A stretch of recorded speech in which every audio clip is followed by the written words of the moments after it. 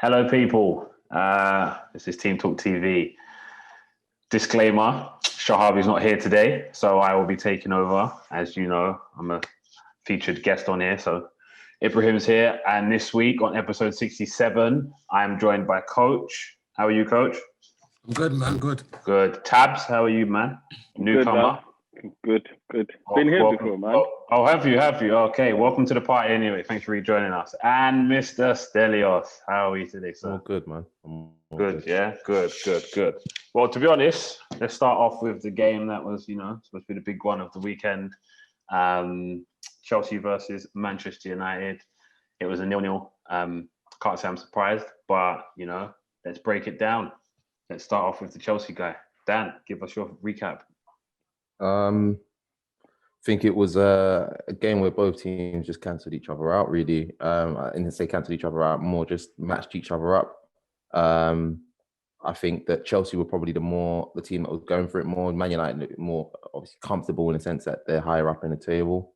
I feel like, good defensive display from both sides. No real, clear chances apart from the two from Chelsea either side of the half. Giroud in the first half, which I think he should have scored, and Ziyech in the second half, which I think he should have scored also.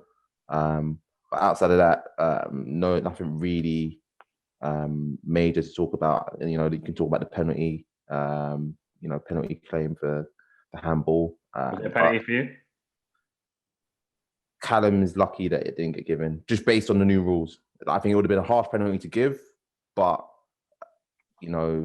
based on the new rules, it technically is a penalty. But we've got away with it. Brave from the referee to go to the monitor, look at it, and overrule the guys from VAR. So, but other than that, I think it was just a bit of both managers, I'd say, would be happy with the result. Ollie probably happier. But yeah, other than that, nothing really to talk about. Okay. And Coach, if I could bring you in here, what's your take on the Super Sunday match we had today? I disagree a little bit with what Dan's saying. I think it was two teams where the attacking was poor. I think the decision making in the final third was poor from both teams. For United first, I think Bruno, once again, no one's going to point it out, but he was poor in another big game. And that's just simple as that. Like, I've seen enough now. Like, top six sides, or what we classify as top six, he's been poor. He hasn't replicated the same form. I just hate when he plays Europa League games, to be fair. There was no need for him to play in this Europa League game on Thursday. You could have rested him for a week because we knew today the game plan was to press Chelsea high. Press Rudiger, press Azpilicueta, press their wing backs. If we're going to press, we need rest with players like Bruno Fernandes. So he wasn't good enough. So he just looked lethargic in the second half as well. Rashford going through the motions. James actually done what James does. He worked really hard. I'm not expecting quality from James, but if he gives you something, he gives you something. Greenwood, I think, was decent. I don't know why he got brought off for Martial. I didn't understand that at all because he was actually dropping in, linking up with play, etc., etc. I didn't see the point of bringing him off for Martial, whatnot. Because now you got Bruno, who's not great off the ball, and you got Martial, who's definitely not great off the ball.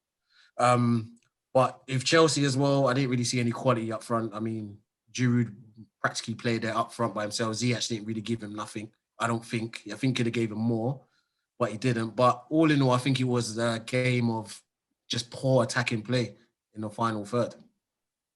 Cool. Tabs, let me bring you in here. You've heard Chelsea, you've heard Coach say his stuff, you heard Dan say his stuff. What's your take on it? As a United fan, what was your view? From United perspective, basically it was the same old big game that we play. So we just sit back and hope for a counter-attack, of which we had a counter-attack in the second half, which was poorly executed by McTominay with the ball into... Oh, my days. Yeah, that was a big chance. So looking at big chances, both teams had some decent chances to actually make something off the match. But I think when you look at Chelsea were more content having the ball, playing it around, which is their new style of play, just holding the ball and trying to get something. But in the last third, they don't have anyone. So you've got Giroud, who's actually he's decent coming off the bench because he brings something new, but they needed pace more than anything. So if you looked at the wings, I think someone mentioned it in the group, and Gary Neville said that Chelsea should have capitalized and used some pace on the wing against the fullbacks that were going very high from outside, and then you're left with Maguire and Lindelof. So looking at Ollie's happy with a point, so that's nothing new. But it was a poor match. It was a very poor match in terms of entertainment.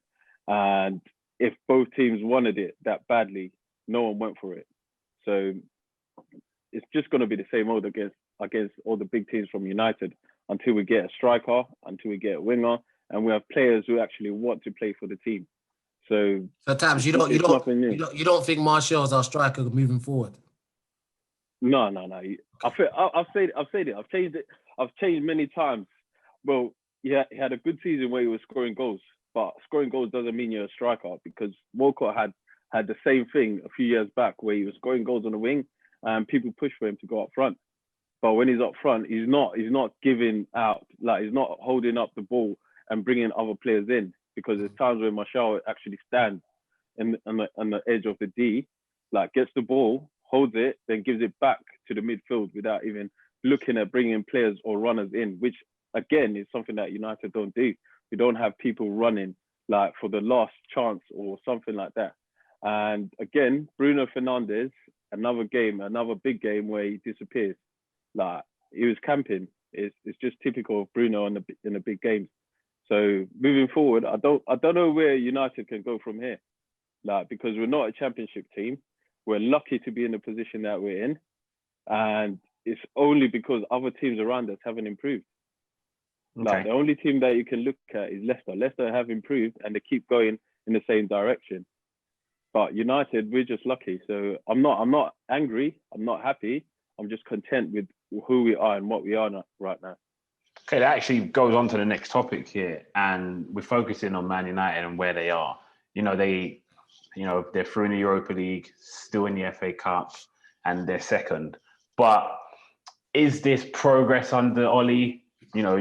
Is this going to be a good season? I mean, if you look at their big games, there was a stat that was shown on Sky. They've had 7 games against the so-called Big Six, and they've scored 1 goal, and they've got 2 losses and 5 draws, and they've let in 7 goals. Is their progress going under Ollie, or is Ollie just that stopgap manager until someone else comes in? To be fair, I think Ollie was reversed last season. He did very well against the top 6, but lost so many points against the other teams and whatnot. So he's kind of flipped that this season, where he's kind of getting points with the lower teams, but with the big 6, he's not getting his points. Me personally, everyone can see the cabinet behind me. Ollie's cabinet needs to be looking like that. Yeah, at least with 1 trophy. 1. Yeah, it needs to be looking like that. If it's not looking like that in the summer, he's on the hot seat officially, because I think this is going to be his biggest summer. If he gets a trophy, I think that might give him another year. Personally, if he doesn't get a trophy, he has to have the best summer transfer window for years that we've had, for me, because there's gaping gaps in our first 11. There's too many there's too many squad players in our first 11. That's the problem.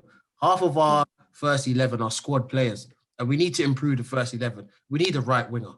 Yeah, we need a defensive midfielder, and we need a centre back. We need to fix that spine of that team straight away, because I'm sick of playing these 4 at the back and 2 in front of them. There's no point. We just want 1 DM, Bruno on one side of the pivot, maybe another player on another side of the pivot, where we got the DM who can shore up that position. We need a DM. We need a defensive midfielder and whatnot. So for me, Ollie, it'll be a successful season if he gets a trophy, whether it's FA Cup or Europa, it doesn't matter to me. If he gets top 4 without any trophy, for me, it doesn't make any difference. That's what he got last season, and we got bounced out in the group stages. Doesn't make a difference to me. But if he doesn't get a trophy, he needs to improve the first 11 in the summer. If he doesn't improve the first 11 in the summer, I do not want to hear from him a few days before the first game of the season. Yeah, I'm happy with his squad. They're growing, they're maturing. No, I don't want to hear that. I don't want to hear them excuses. No, we took that this season, Yeah, when we got Ahmed, Diallo, and Pelistri and Cavani, and you said that was our whole summer, we're not going to have that again this summer. No one's going to fall for that again this summer. So we need to get players to improve our first team, but he needs a trophy. That's what he needs. Tabs, let me run off you just to wrap that one up there. Yeah, with that, we haven't improved. We haven't improved. The league has just been poor. So when we look at it, it's other teams have gone down and have gone down worse, whereas United have just maintained. Yeah. So that's the first thing. So like coaches say, we need a big summer. We need some signings. But with the way that the board works, it's just going to be another, you have to sell to buy. And I think that's an American model, because if you look at Liverpool are on the same boat. Like Man City, if a player is not playing, Guardiola will go and purchase a player to replace that guy. Whereas with Oli, it's, okay, we're in the top four. Top four is an improvement. Improvement to what?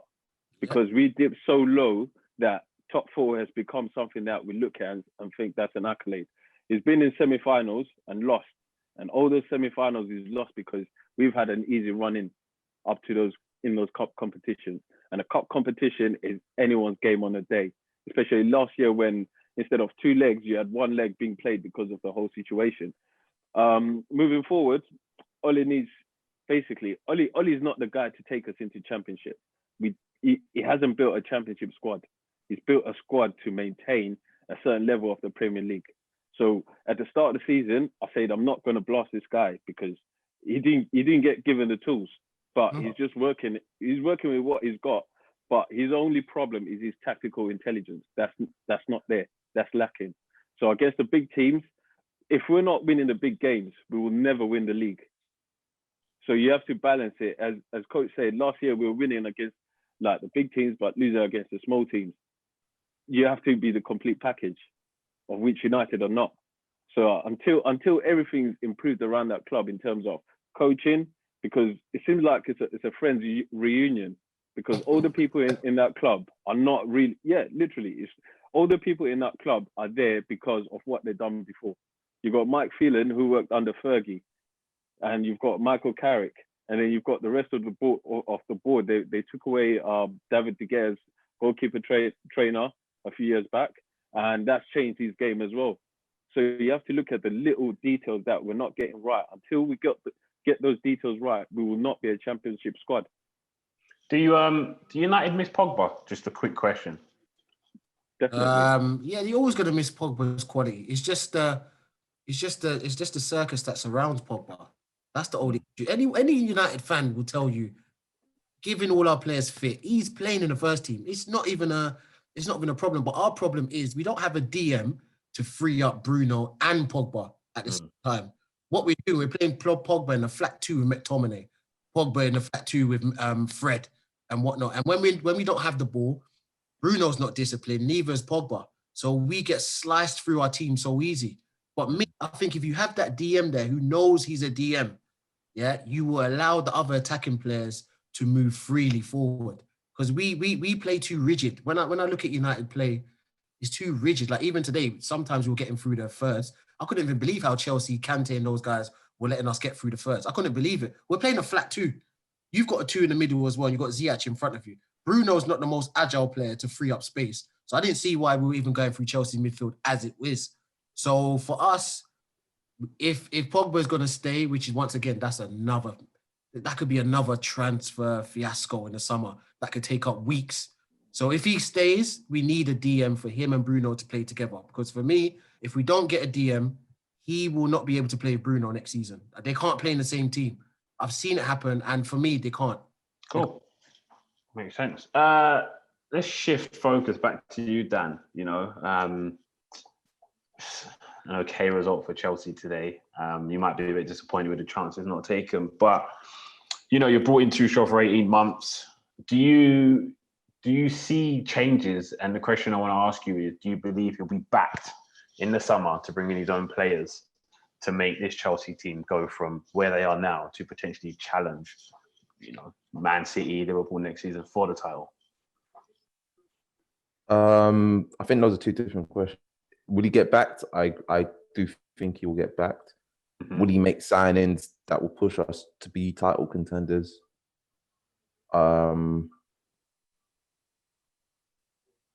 This is What I'm just saying, another Dan, question. Dan, it's a yes or no, bro. Like, it's yes or no, bro. Yeah, Yes or no? I'm going. I'll say yeah. I'll say yeah. I think just based on this season, we're about 2 or 3 signings away from What? being What? title Is that contenders. is that from Yeah. challenging or is that from winning? Because if we go back to August or September, you was very confident that Frank would lead you lot to the title this Indeed. season, right? Yeah. And obviously, as we've seen at the table, very unlikely that's going to happen. If you felt it was that good at that time, why do you feel you're 2 or 3 players away from doing that again next season? So as I've said countless times, when I made the prediction of Chelsea to win the league, it was based on opportunity and moment, in the sense that I felt like other teams this season were not going to play as well as they did last season. So I thought there was going to be a decline in Man City. I thought there was going to be a decline in Liverpool. There's been a decline in Liverpool. Man City started off slow, but obviously really picked up. I'll look into the spin on a mad run. I think Man United stagnated. Leicester improved, but I think we were ahead of Leicester anyway, so our signings would have kept us above them. So that's why I thought that, well, look, based on the signings we've made this year, we can go for it. And I think that this is a good chance for us to win the league. And I thought we were going to do it. Next year, obviously, based on how the season's unfolded, I think that, City have reinforced their defense now with Ruben Dias, and Stones now coming good. So they're about one signing away from dominating the league next year again. I think Liverpool are going to really go for it. So they're going to make signings. I think United are going to. So based on all of that, I'm thinking, okay, well, realistically, is Chelsea going to have that same golden opportunity we had this season? Probably not. And that's my assessment of it. I think that we're about 2-3 signings away. Where do you believe those signings? So it's funny. I've read that of all the signings we made this summer, Chilwell was the only one that was on Lampard's wish list. And lo and behold, Chilwell was the one person that's the one signing that I'd say it's the main signing that I feel like was just poor. It was a poor signing. Havertz one for the future. Werner's going to come good, I believe. But Chilwell at left back, I don't think he's good enough. I think today he started off well in the first 5-10 minutes. I thought, oh, wow, he's looking sharp. It's maybe the time out of the team is made him pick up his performances. So I thought that Sheffield United had scored. But but then Chilwell, after that, literally you saw it in the game, gave the ball away a lot of times, got caught on the press, couldn't play out, not good enough on the ball to avoid the press. So I think that we could do with a strong back. And obviously scoring goals has been an issue.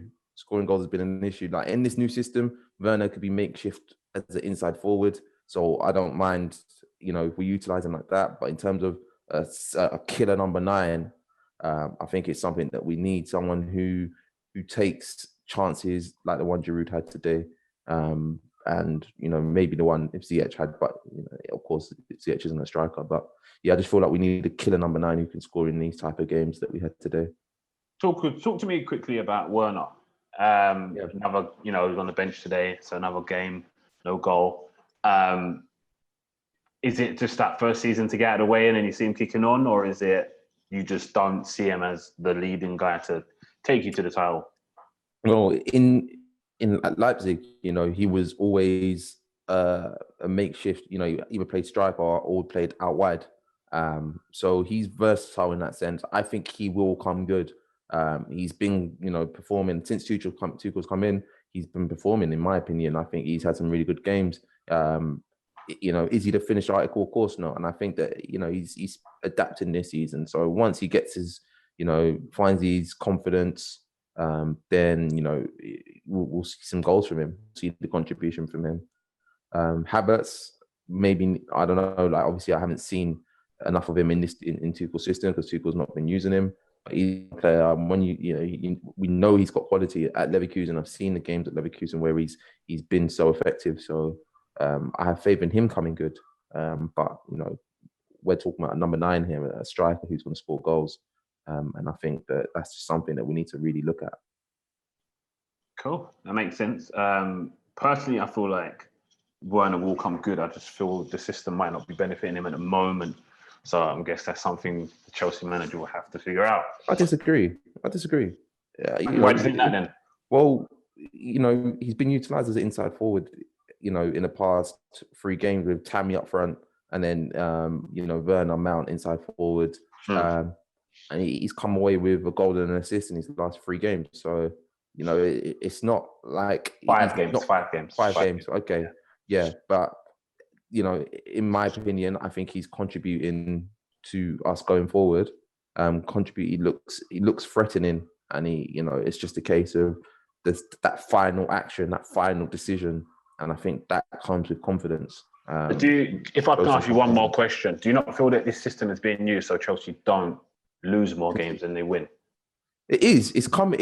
I think Tuchel's coming. He's obviously identified. Look, I need to get Aspi back in the team because Aspi wasn't playing, and he was experienced, smarter defender. He's reassured. He's reinforced our back line by putting 3 centre halves there. So yeah, probably is a system that he's used to secure things a bit better. But we haven't lost, so we're creating chances in games. The chances, take these chances, we would have won most of our games by 3-4 goals. It's that final third, that final decision. It's just, I don't know why, but who is? Werner. Like, when the striker's going through the motions, he's snatching at chances. He's not doing the simple things. Like, when you're on a run of goals, it's going to be easy because that that if I screw it, like, it goes in, it bubbles in. But with him, he's hitting them so purely that it's hitting the bar. It's going just wide. It's just those little things where he's trying so hard, like, and he's missing chances that he literally bags every time. So I don't think it's much of a problem. I think for him, it's just that confidence again to know that, this is me. I can score. I scored so many goals in front of the gate. So it's nothing. Absolutely, I agree. Like, even like today, he had a shot where he was coming in off the left. Instead of going onto his stronger foot, went onto his left, and there was just no conviction in the shot that he took. Just went straight into the hair, and I was like, this is just someone who just lacks confidence. The smartest decision would have obviously been to cut inside on your right. If you're going to shoot, but there were players inside the box that he could have played it to, but he's just decided to no conviction.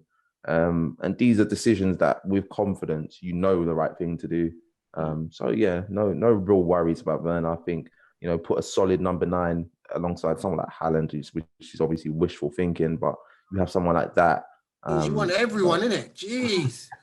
I'm just saying, building going on over there. Just say, let's just buy everyone. Just buy everyone. Jeez, you're talking about buying a whole new 11. Like, what are you talking about? No. Bro? We actually need it though. You don't. So what do we need then? You tell me. Oh, you definitely need a centre back. Yeah, I agree. Listen, you need a centre. Even if Thiago comes back for another season, someone with Thiago will really help. That's why I think they're playing 3 at the back, because they don't have a partner. Okay. Well, what's wrong with Zuma? Huh? Zuma's too erratic for me. There's a lot of things wrong with Kurt Zuma. Yeah, there's not. No, but he's had a solid season. Like, but he's not good enough. Zuma's not good enough, man. Zuma's not good enough. Yeah. What do you mean he's not good enough when he's having a good season? Yeah, but so is Lewis Dunk, man. But Zuma's not good enough. No, don't even mention Dunk, because Dunk is actually having a really good season. Yeah, exactly. That's my point, but not Zuma. Don't even go there. Yeah, but Dunk's not at the level. Neither is Zuma. Yeah, but Zuma's not good enough to be a starter for Chelsea. No way. No. Not for what we want to, not for the level we want to compare. Would Zuma walk into Man City? Would Zuma walk into, or he'd probably walk into Liverpool now because of the injuries? No. But if everyone's fit. Exactly, that's what I'm saying. We're trying to compete with these levels. We're not going to just try and bring someone that's in form. Like, it's not good enough. All right. Well, there was a few more games today that were played out on the Sunday, Super Sunday. We had Crystal Palace and Fulham, which was 0-0. Pretty expected. Good point for Scott Parker and Fulham. There was also a game at the Tottenham Hotspur Stadium, if you want to call it that, where Tottenham ran away 4-0. Goals from Harry Kane Lucas Moore in a brace from Gareth Bale. Did we watch the game today, Spurs? I did. What are Very we thinking? You know, you can say last week before, I've been very critical of Mourinho and Spurs as a whole. But, you know, they seem to have hit a bit of form at the right time. Gareth Bale as well, coming in, getting a few goals. Let me start off with you, Tabs. What's your take on Tottenham and the game itself? All right, the game, it was good. Good game for Tottenham. You could say from the start, they were straight went into it. Bale, I've said it. Like Bale, everyone knows Bale is quality. Like there's nothing you can't deny that. He just needs his fitness. But I think Mourinho's played again on the whole fitness issue. Bale could have been playing more games before. He just needed a run of games. Because when you saw his goals today, like literally, it's just typical Bale. We see it and we admire and go, oh yeah, that's a nice goal. But it's actually a top class goal that he scored. And when we realized that Bale was coming at the start of the season, everyone was scared because you had Bale, Son, and Kane up top. So that's literally, they walk into any squad in the Premier League, all them three. And looking at the game, it was an easy game for Tottenham. Burnley went on it, so they should have. Like the result is not an anomaly. It's something that they should have been doing from ages. And when you look at the whole setup of Tottenham, it's a typical Mourinho squad. Like just defend. Like you get a game where you get 4 goals like today, and everyone thinks they're back, but they will go back to normal, which is 1-0, defend that lead. And apart from that, there's not much I can say about the game because it was just a walk in the park for the team. Coach, let me come to you. You're a big fan of Mourinho, as stated a few times. His team seemed to be getting a bit of form. Gareth Bale, he's a bit of an anomaly. What's your take? Gareth Bale's in semi-retirement at the moment. So for him, he gets a couple goals here and there. It's cool. You're still getting paid. You get paid the same money next year. He's out of his prime. But what he can do for Spurs, he can help Spurs get to a certain level where they can find the sort of long-term Bale, if that makes sense. He's just a stopgap right now. He needs football. Spurs need a bit extra up front, like their forward line. So it works out for either. They don't have to pay his full wages. So Bale's quality is always there. It's always going to be there. Class is always going to be permanent. But his motivations and stuff like that, apart from today, if we looked at Bale apart from today, what would we say about him? His motivation's not there. Like, I've been disappointed in him. Like, very disappointed in Bale. Like, his motivation has been poor. I thought he would come back to the Premier League, not be the same Bale that left, but come back with a point to prove, even to Zidane. Because remember, he was the one that was out there saying, oh, his agent saying, oh, he's not getting plays. Zidane doesn't like him personally. This and that. He's supposed to be. But Zidane was like, you're just not good enough for this Real Madrid level. I don't know what to tell you. Like, it's not that I just don't like you. You're just not good enough. So I thought he'd come to the Premier League and straight away, like not straight away because he needs to build up his fitness, but a couple of weeks where the fire is in his belly. I don't see that in Bale. I see that a guy that's just in semi-retirement right now and whatnot. But it's good for him that he got his goals today. With Mourinho, I've said it already. It doesn't matter what they do. They have to win that cup final for me. That's what they brought Mourinho for. They didn't bring him to get top 4. They didn't bring him to play champagne football. They didn't bring him for any of that. They brought him for one reason and one reason only. Start getting us trophies. Start getting us in a winning mentality. That's what he's brought for. He's brought for the winning mentality. He's not brought for the extras. If they get top 4, what does that matter? Pochettino got top 4. Got into a Champions League final. Who cares? You know, what are you doing, Mourinho, that Pochettino didn't do? But if you can bring a trophy, if you can bring the Carling Cup, whatever it's called, the Carabao Cup, then you're changing the mentality within your Spurs squad and whatnot. What do you say? It's called the Papa John's trophy. Papa John. Yeah, Papa John said, oh, gee. Papa John's, I don't know, man. Whatever trophy that is, just get that trophy on board. So that's his biggest game. So Mourinho just needs to get to that game and hopefully his players has the game of their life. This is about it. Dan, did you watch the game as well? Yeah, I watched the game. And what's your take on Spurs? And also, what's your take on Burnley? Because I was very disappointed in them, if I'm honest. Yeah. Burnley. Okay, so Spurs were, obviously, it might have been the game plan, but when you play Burnley, if you score early, then you can be relaxed and be like, okay, cool, they're going to open up. If you don't score early, like they'll low block for the majority of the game, and then you have to work hard to unlock it. Usually they have like wooden barns up top, so they can just nibble, play long. But Spurs, they scored a goal early, and from Burnley were a little bit more open, and then Spurs, for the first time I'd seen them this season, played really good expansive, which I thought was nice. Now, my coincidence that it's based on Bale, Son, Kane all starting. Kane, Bale, Son all starting. So that might be for the expansive football. And Ndombele didn't play in the 10. He dropped and played in the holding role where he could be from deep.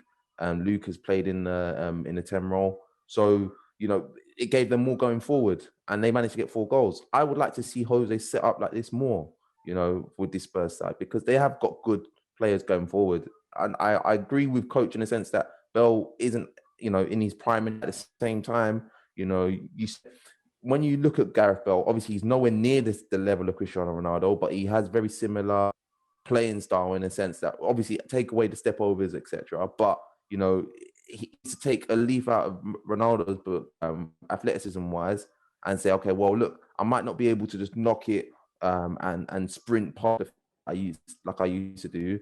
Let me change my game up a bit more, be more intelligent, which comes, slower legs. And I think if Bale can do that, adapt his game a bit more, stay fitter, because today he looked good. He had to come off because he couldn't complete the 90 minutes. But what he did play in the match, he contributed well. So I just think that Jose needs to up like this a bit more. Will he do that against the bigger teams? I'd hope he does, but I really doubt it, just because I think Jose, he approaches big games with one mentality, which is don't concede. So, no, I actually agree. I think Bale's brilliant, and I think he might actually transition towards a centre forward. I think later on in his career, and shift the wide play purely because I think as soon as he loses his pace, I think that's a big factor for him. So you probably have to shift. There was another game today at the King Power. I'm not sure if any of you watched it. I did. I did. Sure you did. Basically, there was a big game for Leicester on the back of them going out of Europe, which we will cover just after this. But it was Leicester 1, Arsenal 3. Goals from Lacazette, Pepe, and David Luiz. And for Leicester, who scored for Leicester? Don't even know. There you go. Yeah, him. Anyway, so for me, it was... I'll take this one, guys. For me, it was a good game.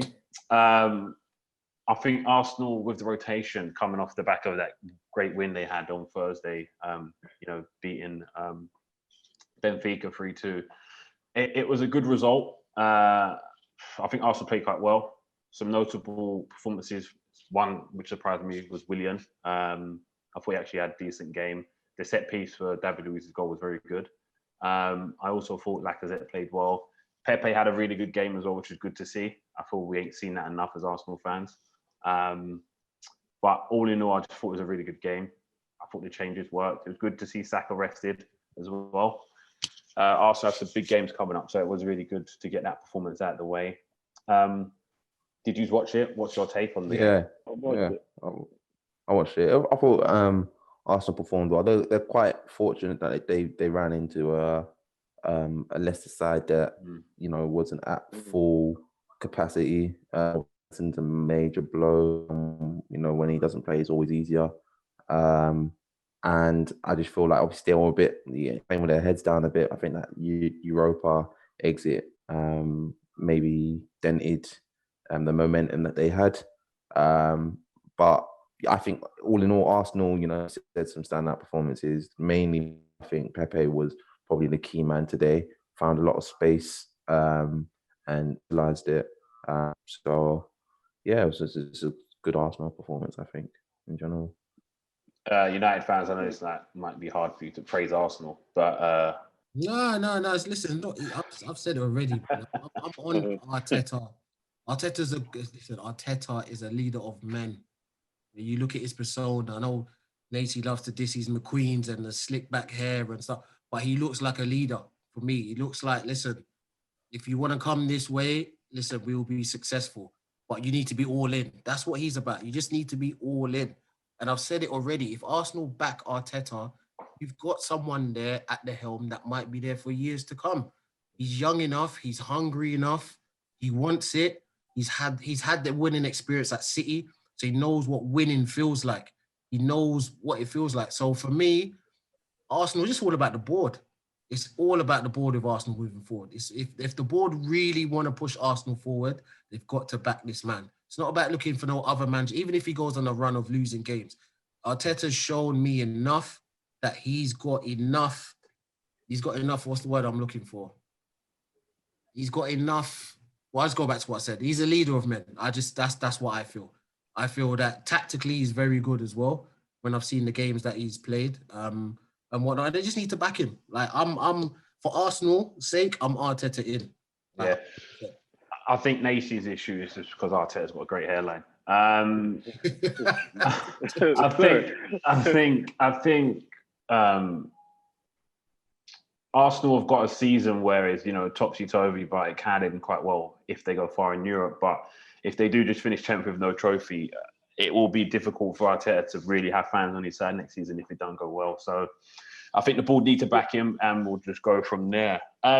Moving on to Leicester. Tabs, I've got a question for you. They went out in Europa. They're in top four at the moment, and they were in the same situation last season. And then, it sort of didn't end well. Are we seeing a repeat of that with Leicester? Harvey Barnes picked up an injury. Are they going to run out of steam and maybe not make top four? They might run out of steam, but I think what will happen is they will end up in the top four. I'm just looking at their thing, because right now they're only a point behind United. They came out like they had a tough tie. Like they went away, it was a 0-0. They came back, they lost a tough game in Europa. Same thing as Arsenal if you look at it, because Arsenal really scraped it on Tuesday. And today Leicester started well, got the injuries, the game changed. And you can't really say that Leicester are going back, because at the start of the season they didn't have Maddison, but they were firing on all cylinders. They were top at one point. So the way with them is they are a squad which is like, they are a team that's Leicester. They're doing more than what everyone expects of them. They've done it 2 seasons now. So we shouldn't be thinking, oh, you know what, Leicester are really like doing it. They're that team that's going to go to the next level. They are punching at the moment. So I don't see anything wrong with Leicester. They're not using too much money to buy players. They're bringing players through who are on the fringes from other clubs. So earlier on with the debate about Johnny Evans going away from United, but look at him, he's a different player now. Like there was a time he was linked to Arsenal and people were laughing at that. Is it because is it a club where he feels free to play and express himself because of the lack of pressure? Probably. Then when you look at Soyunchi last season, towards the end, he was injured, I think. So they lost one of the big characters in their defense, because he had a good season as well. And now you're looking at Justin's out and Maddison's out and Harvey Barnes just got injured.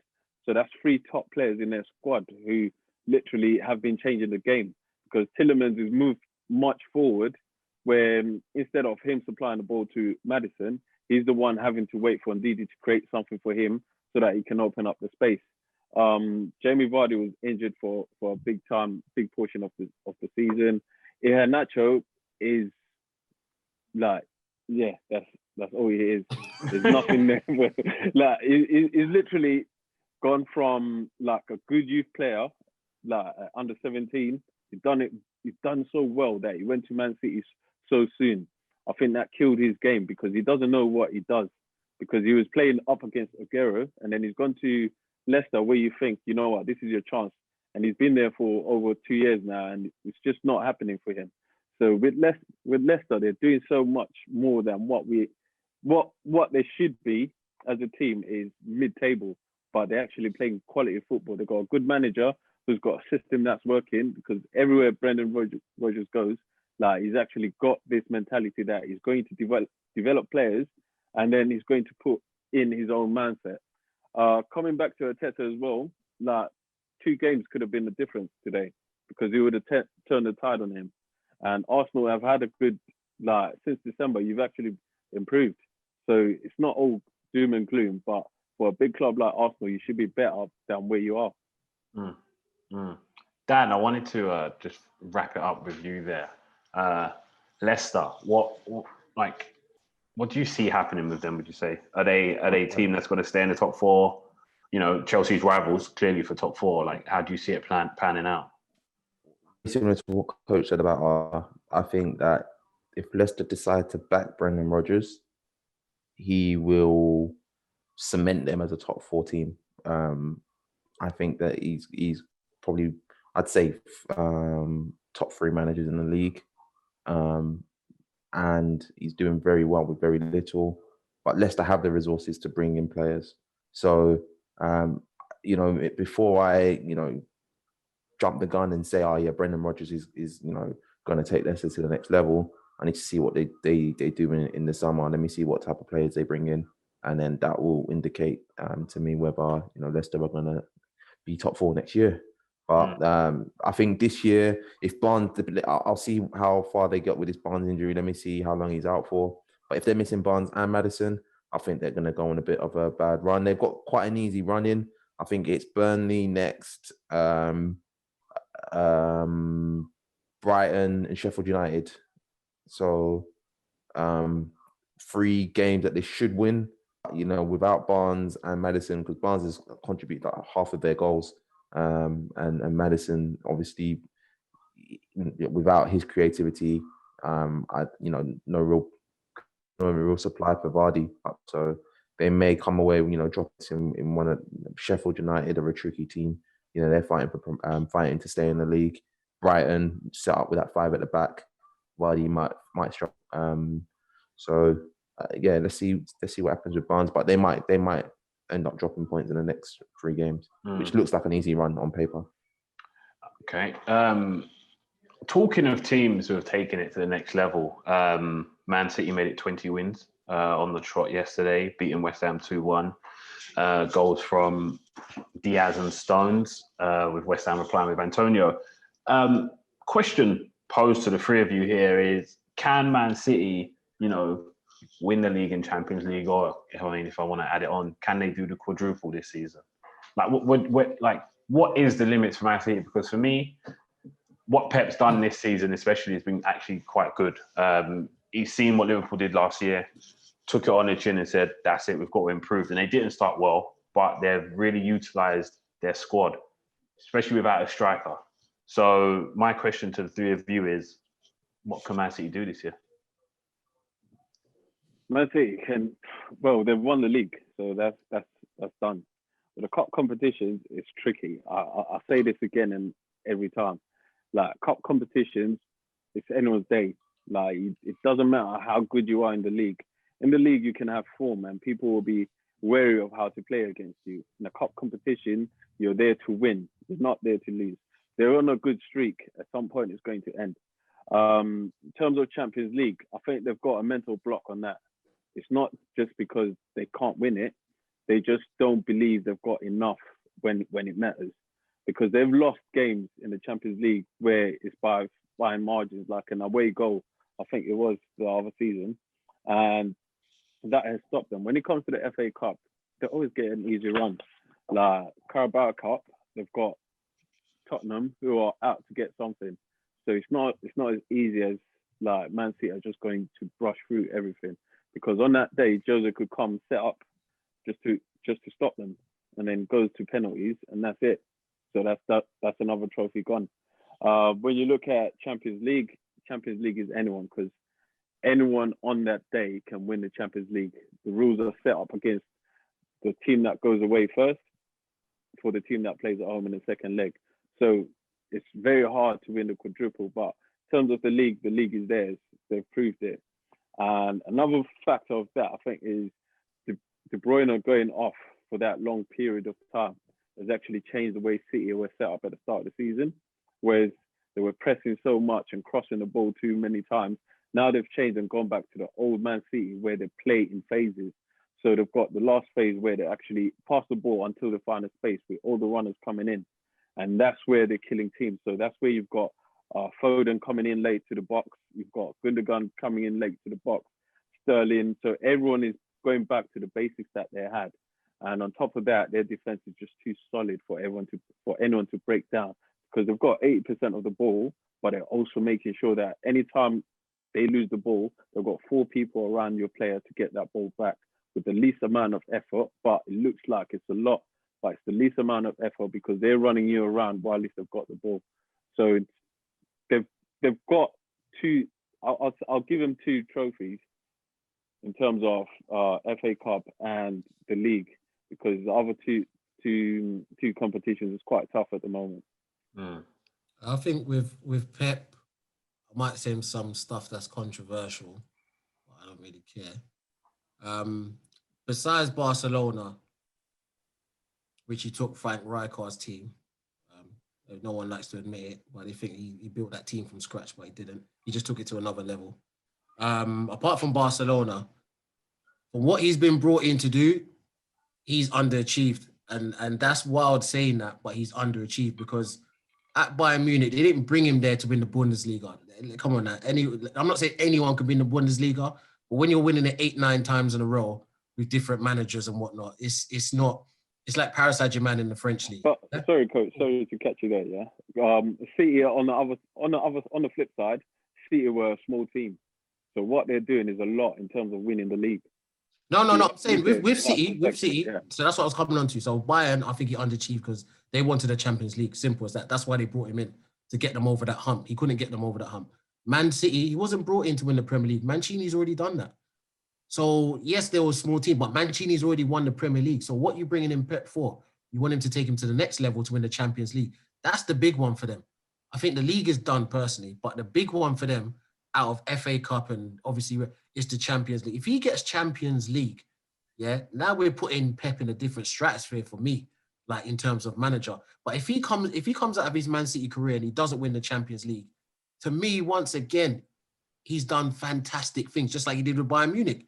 He done fantastic things with Bayern Munich, but that's not what they did. That's not what they brought him for. Man City didn't bring him to just come and win league upon league upon league. Yes, that's part of the thing, but Mancini's done that. So it's not something that hasn't been done already. But they brought him in to win the Champions League. They think Pep Guardiola is going to get us over the hump. That's what I feel. So Champions League is a big thing. And I don't think they're going to win the Champions League. I don't think they're going to beat Bayern Munich. If they catch Bayern Munich, they won't win. Now, Bayern Munich's defense is not great, but from the midfield forward, they will do a lot of damage to Man City. A lot of damage to Man City, because I've been watching them moving forward, and the options they have is ridiculous. If you think City's got a squad, you need to check out Bayern Munich, what they bring on in the 60th minute, whatnot. Sometimes Sane and Gnabry are on the bench and then bring them on in the 60th minute just to shore up the game and stuff. So for me, what Man City are doing is fantastic. I hate to say that as a United fan, but you can't hate on what Pep's done and what he's doing. He's this 20-game winning run. I mean, come on, who does that? Like, who does that? Like, so it's a fantastic achievement for Man City to be winning 20 games in a row. But long term, for me, like I said, it's a bit of a wild statement. But until he wins a Champions League with Man City, for me, Pep Guardiola, of how good he is, he's underachieved. For me, for his level, not for average coach, for his level and what he's been brought in for, I think he would be underachieving if he doesn't win the Champions League. And the money he spent. Okay, before I move on to you, Dan, just want to let everyone know that Liverpool are 1-0 up. Curtis Jones has scored, so Shahab, wherever you are, I hope you're happy. Dan, Man City, how far do you think they can go? Partially agree with Coach, to be honest. I think that, yeah, it's great. They've gone on a great run this season. Defensively been very solid. But again, it goes down to, in my opinion, the fact that a lot of teams have been poor this year. And I think that that's the reason why the league table is so open, and, you know, like, in a sense that the point difference between second all the way down to about 8th or 9th is quite, you know, it's so topsy-turvy. Anyone up 5 positions in one win. And I think that it's been quite easy for City. They didn't start well, but I think when they found the right defensive combination, they were able to block out teams, and they're always going to be good enough to score goals. So I don't think I don't personally think that they've been extraordinary this season. The league is theirs. Fair play to them. Champions League, I think if they buck 2 or 3 teams, they could probably get escorted. That's just my opinion. FA Cup, they got Everton. I think Everton in a head-to-head game for a cup to see who goes through. Everton stand a strong chance in that game. That's just my opinion. Carabao Cup, they're going up against a Jose side that are hungry for their first trophy. So, yeah, it's not going to be as easy for Pep, this to see out this season. I think the league, he can be happy with that. Champions League, 2 or 3 teams that I think if they buck them, they'll eliminate City. FA Cup, Everton's going to be a tough test, and Carabao Cup's going to be a tough test. So, yeah, I think that in the league, are we not discrediting City here a bit? I mean, Oh, I know you might feel like because, no. I mean, the reason I say that, I'm not playing devil's advocate here and just go against the team here, against the grain, is they've won 20 on the bounce and. They're playing brilliant football. They're putting teams away for fun. They've bucked a lot of big teams in the league, right? And they've really put them to the side. Are we not discrediting them considering how bad they were last season? But Liverpool done that last season. They weren't bad. Yeah, of course. They weren't bad last season. Though. Okay. Let's say bad. Okay, for the way they defended their title, it didn't work out well, right? They've now come back and they've put teams to shape without a recognised striker. I might add here, yeah. So they found a way to change it up. Are we not discrediting them a bit? City don't really depend on the striker. They've no, we know that. We know that. Yeah, it's like a 4-6 formation. Yeah, 4-6. So cool. we can't say that they're doing so well because they're they don't have a striker. So let's just make sure that City are doing well. They don't have a striker. It's the way that they play. They've got a system that works. So that's the first thing. They've got a system that works and they're loyal to that system. Whereas other clubs are always trying something new for each game. Whereas City go and say, this is how we play and this is how we will play. So you have to come against that. In terms of the cup competitions, Dan said it, Everton and things. You've got Everton, you've got Tottenham. Those are two tough games to go into. So it won't be as easy as just it's another cup game because we're winning so many games, we'll just walk in. It's a knockout game. It's one shot and that's it. So it's very tough because everyone's putting everything on the line. Whereas in the league, teams can go and say, we'll settle for a point today. So let's sit back. But in a cup game, you want to win so that you advance to the next stage. So that's where it's going to be difficult in terms of the games and the type of games they're coming up into. Okay, the reason why I brought that up is because, Dan, you said something about Champions League and you said that 2 or 3 teams would escort them. Looking at the 2 or 3 teams that I would probably mention that could actually give them a good game would be Liverpool, PSG, and Bayern Munich. Yeah. Juventus as well. Are we really calling Juventus? Are we really calling Juventus? Are we really calling? I mean, midfield's not as good. Chelsea, Atletico. It's a one game. It's a one game. You're not taking. It's 2 games though, Tabs. That's what I mean. It's a first leg, a second leg. Do you not feel over those games, Man City don't put away the majority bar Bayern? I think it's just Bayern. I'll be real. I think everybody else away. Like it's just Bayern. Liverpool ain't got no 7. I think PSG will. Okay, so this is my thing. Yeah, last year, the reason City didn't win the league or Liverpool came to it, I think, was City's defense. They addressed that this season. Yeah. So what should have naturally happened this year was Liverpool and City are going at it again this season. Do you get it? Yeah. But where Liverpool have had the Van Dijk injury, no one's really competing with City. So they've just had it's just been for them. And so now you look at the table, you're like, Pep Guardiola, fantastic. But really, it's just a case of they haven't had the competition this year. So you talk about but we can't say that, Dan. You can't discredit them like that, though, Dan. The reason why you can't say that is because of the season before Liverpool won it. Who won the league? Yeah, they won the league. And by 1 point when everyone had their players. And now you're forgetting what's the major difference from that season and last seson? Vincent Kompany was there. Do you get it? Of course, but you're saying that we have a team. You're saying that we have a team. They had a strong enough defense. They had David Silva still there. They had, they had a defense, for them to essentially on for a league run. Last season, slipped up in a lot of games. This year, bringing in Ruben Diaz, obviously playing. Ruben Diaz has come in and he's partnered with John Stones. Bro, they've gone how many games not conceding? Do you get it? And it's not like... No, but what I'm saying is that we've seen City and Liverpool at full strength the season before, and City won by 1 point. So we can't. Yes, I know that. But then because Liverpool won the league because City's defense went downhill, and then City's winning the league. No, I'm not saying that's not what I'm not saying. That's why Liverpool won the league. But I am saying last season Liverpool probably won the league because think about it. They finished last season with less points than they did the season before. It was City's defense last year that killed them to that title run. Was it City's defense or was it Guardiola as well? Because he went for Fernandinho in defense. Yeah, he had to go for Fernandinho was playing. He actually what I would say about City, Ibs, is that the reason why obviously they've been able since Guardiola's come to be consistently at the top, they have the best infrastructure. Oh yeah, of course. That's where it starts from. At the end of the day, you can have the best manager in the world. When Pep Guardiola comes in and says, Clichy, Zabaleta, all these guys in these fullback positions, you're not good enough.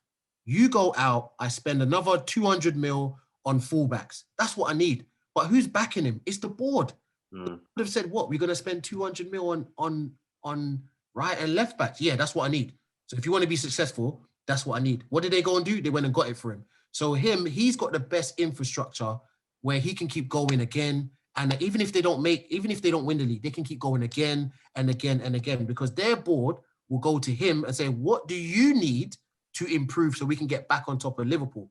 And no other club in the Premier League has that. No other club has that sort of ownership. So the infrastructure Man City have allows them from top to bottom to always go for major trophies. And that's the one thing that a lot of people miss out in terms of Man City. It's not just Pep Guardiola being a good manager. It's the infrastructure above him. They allow him to do what he wants, how he wants to do it. And obviously you're seeing the success from it as well. Yeah, but don't get me wrong. You need a good manager. You need a good manager there because of course the way City play, they play great football, probably better football than they have under any other manager Man City have had. Yeah, of course. And like you said, you're right. He gets backed by the board. And what position did he look to address this season? Centre back, Ruben Diaz, because he knew that his defense last season wasn't good enough. Yeah. Ruben Diaz and John Stones have made a significant difference, hence their defensive record this year. And, like I said, the other teams this year with the whole COVID thing, it's not a lot of teams strengthened. So it's been an easier league run for City than it has probably been in any other year. And that's the reason why I just think, it's fantastic. The defensive record, 20 games, is a record nonetheless. But I don't think it comes down to because City have just elevated to a whole new level. I just think the league is just not been, there's not been a lot of competition for them this year, if I'm honest. Even the big teams, Spurs, they come up against Spurs. Spurs are in and out of form. Come up against City with Lampard, of course they're going to batter us 3-0. Come up against United, Oli in big games like Liverpool, no Van Dijk. So what big games really making a massive, what big game? And even he lost to Jose's team this year. Do you get it? So it's like, what big game is City like really saying, oh yeah, we're coming there, we're bossing it against a tough opposition? This year, not really. Well, they've just been consistent. That's what. No, they have. They've been very consistency. No, they've been very consistent. Consistency with a big squad against a lot of teams that are struggling to put 11s together because. But that's not their problem. That's not their problem though. I know it's not. Yeah, I know. But the reason why I say that is because for me, they're only as good as what they go up against, right? Absolutely. In essence, so if they can do like the team they put out yesterday, their bench was ridiculously strong. And that's what Pep's built. He even said he spent money to get it. So I respect him. Everyone's jealous of their owners, Ibs. Everyone's jealous. No, of course. And not just about the money. Not just money. Because you can have a that's got money, but they believe in what he wants to do. What you want. Not we're going to spend 70 mil on Havertz and you go and coach him and make sure you develop him. It's not that. Do you need Havertz? No, I don't need Havertz. Okay, well, I'm not buying him. Do you need Ziyech? No, I don't need Ziyech. Well, I'm not buying him. What do you need? That's what their board is about. It's not of course, I agree. Players and crack on with it because you're Pep Guardiola. It don't work like that. this actually takes me on to my next topic about big games. There's a this one would be like a quick one. I just need your predictions. There's a Manchester derby next week. Oh, You know, Man City can really stretch the league points with this against Man United. Predictions, guys. I'll start with the Chelsea boy, and then I'll let the United boys rant. Dan, next week, Manchester derby. What are you thinking? 1-0 City. 1-0 City. Okay. Yeah. Tabs, what are we going for? 0-0. A 0-0. Yeah. Okay. Is that because you feel like Ollie's just going to go to City and just defend and look to hit him on the counter, or is it? Yeah, it's just going to be. It's like when you watch yesterday's game against West Ham. Yeah. So Okay. it was a 2-1. Yeah. So coming against United, they'll just set up. Pogba might be back, so that's a chance for him at right back again. So, right wing, yeah. So it's just going to be a 0-0. I'm not confident in any other score. Okay. And coach? 3-0 United, Martial hat-trick. Nah, I'm joking. I think United will win. I don't know what the scoreline will be, but I just think United will win. I think it's so set up for City to either give us 5-0 or something like that, that we might just win. I just wouldn't be surprised. That's how our team is. We're so inconsistent. We will lose to Sheffield United at home and beat Man City away. That's just where we're at. So I think United will win. All right, let me ask you a question then on the back of that. If United were to win, does that put him back in the title race? No, it's Come on, done. No, I'm asking a question. Yeah, I'm Lee's asking a done. question. Lee's done. I'm asking a question. All right. Okay, You're just poking the fire, innit? I enjoy it. I enjoy it. We were at the top of the table, and our manager said we're not in the title race. We're 10 points behind. Then our manager said, "Well, the title's not done yet." You see where we're going here. So you see why my team's so inconsistent. When we're top of the table, you don't want to say we're in a title race. When we're 10 points behind, you want to say, "Oh, the title race is not over. We're just not trying to settle for second." Well, anyway, yeah. Okay, and Shahab, if you're watching again, Liverpool 2-0 up. I believe that's Bobby Firmino who scored. Yeah. So that's 2-0 Liverpool. Good result for them. Well, we'll wrap up with start, sub, and sell. This is a little segment we love doing. This week, it's one of the most boring positions, or for me, the worst position in football, right back. Right back, okay. Yeah, worst position in football. So the free choice. Why? It is the worst position. Like, there's nothing good about being a right back. It's so garbage. Like, what? Centre back. It's a poor. It's just bar Gary Neville, Lauren, Zabaleta, and maybe Azpilicueta. You can't name me 6 right backs in the Prem. We won't even get into it. Anyway, so the choices this week are Trent. Okay, yeah, Trent. Yeah. Wan-Bissaka, and Ricardo Pereira at Leicester. Now, this is, I'm going to give you, let's say, pre-injury for Ricardo Pereira when he was really bombing on. So start, sub, and sell. Who wants to go first? These players are dead. Oh, it looks like it's a thinker. Who came up with this one, man? Oh, who else? Because you know what it is? Like, a lot of people would dismiss Pereira because the club he's at. No, Pereira is good. I'm starting Pereira, bro. Dan, you go. Dan, you go first. I'm starting Pereira, bro. Dan, you go first. Okay. I'll start Pereira. I'll sub Wan-Bissaka, sell Trent. Interesting.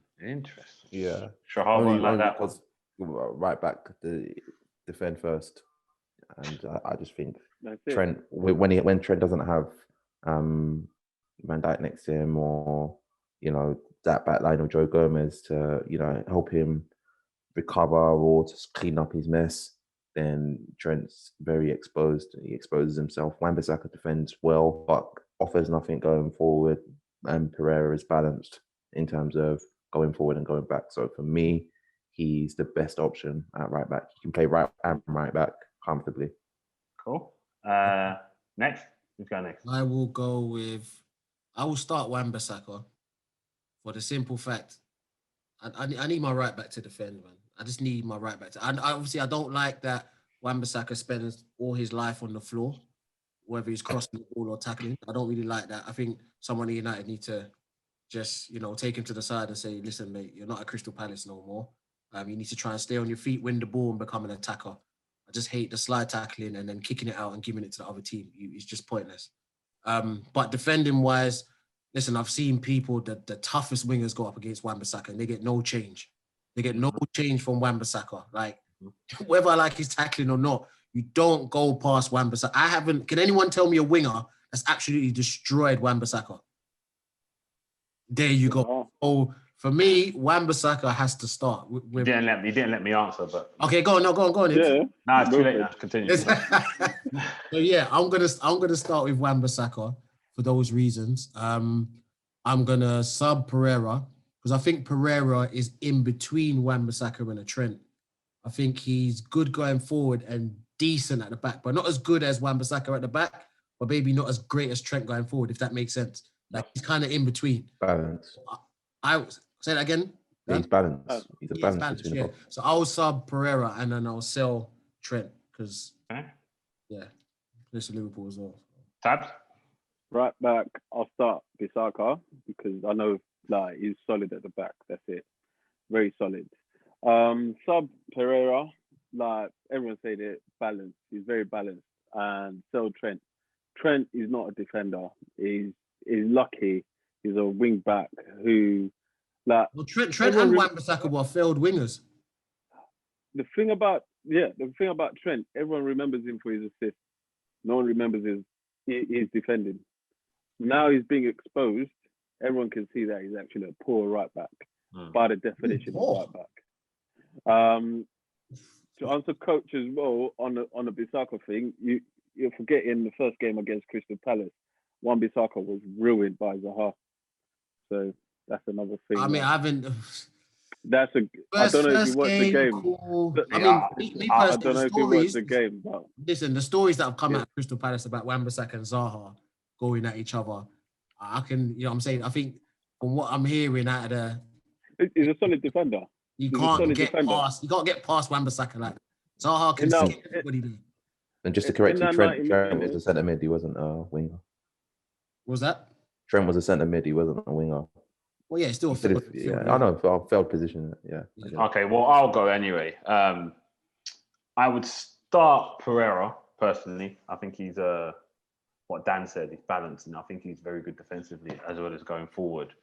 I would sub Trent just for the sake that he's a good offensive fullback. I want my fullbacks to go forward, and I'd have to sell Wan-Bissaka, who for me I don't rate at all. I'm not sure. For United, didn't it? No, it's not even that. I'm not sure how he was a winger. I'm not sure how he was a winger. I agree. He's one. No. Wait.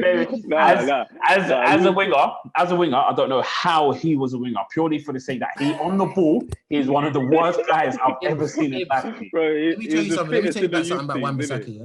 Let me tell you something about Wan-Bissaka. When I watch him, I can clearly see why he's so awkward at times. Like sometimes he gets out of certain situations. Yeah, I'm just like, did you think about that or did you just do it? Like, did you just come? My point exactly. That's not a winger. No, but what I'm saying, I can see at 12. I can see at 12, 13, 14.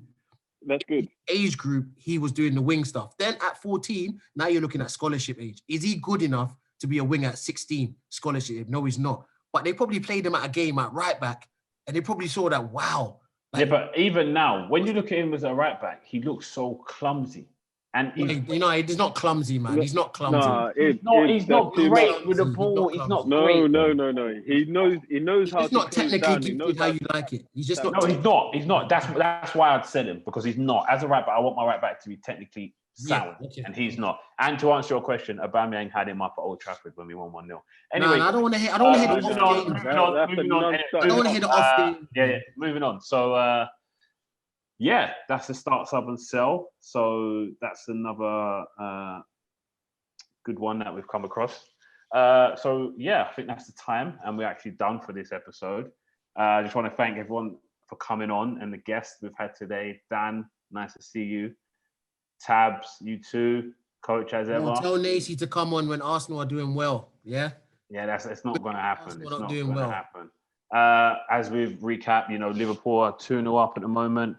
wins for Arsenal and Tottenham, and a really bad draw at Stamford Bridge with Chelsea United. But we'll be back on next week to recap the Manchester derby, and I hope everyone has a good weekend. Everyone stay safe, COVID and all that jargon and malarkey. And yeah, guys, take care. Subscribe. And we'll see you next week. Yeah, take care.